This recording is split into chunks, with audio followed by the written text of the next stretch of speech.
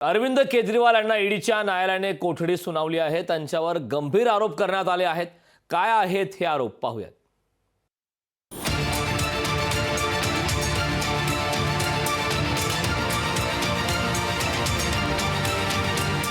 काल अटक करण्यात आलेले दिल्लीचे मुख्यमंत्री अरविंद केजरीवाल यांना राऊस एव्हेन्यू कोर्टानं 6 दिवसांची म्हणजेच 24 मार्च पर्यंत ईडी कोठडी सुनावली आहे।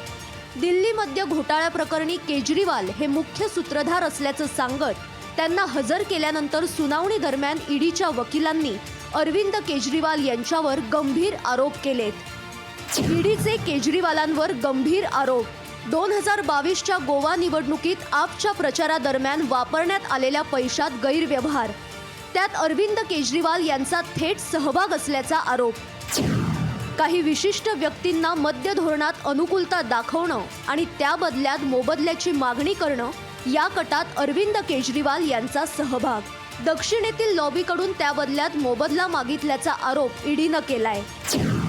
अरविंद केजरीवाल दिल्ली मद्य घोटाळ्याचे किंगपिन आणि मुख्य सूत्रधार आहेत। इतर मंत्र्यांना आणि आप नेत्यांना सोबत घेऊन त्यांनी हा कट रचला। दिल्लीचे मुख्यमंत्री असल्याचा फायदा घेऊन मुख्य लाभार्थी असलेल्या आपच्या माध्यमातून मनी लॉन्ड्रिंग केल्याचा ईडीचा आरोप। गोवा निवडणूक प्रचारात सहभागी असलेल्या अनेक लोकांचे जबाब घेऊन आम्ही या गुन्ह्यापर्यंत पोहोचलो आहोत, असं ईडीनं कोर्टाला सांगितलं। अरविंद केजरीवालांनी जाणून बुजून ईडीचे 9 समन्स टाळले।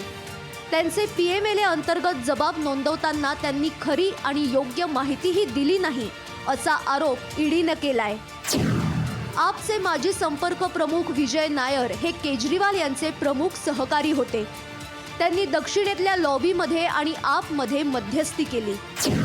दिल्लीचे मुख्यमंत्री म्हणून अरविंद केजरीवालांनी त्यांच्या अधिकाराचा वापर करून ईडीच्या अधिकाऱ्यांवर पाळत ठेवली। केजरीवाल यांच्यावर ईडीनं गंभीर आरोप केलेत, पण केजरीवालांच्या वकिलांनी हे सर्व आरोप बनाव असल्याचं कोर्टाला सांगितलंय।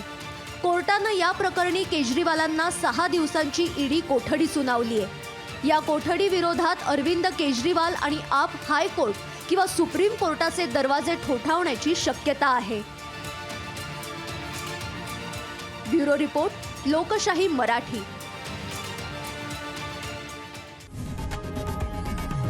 लोकशाही मराठी ऐका, पहा, जागरूक रहा।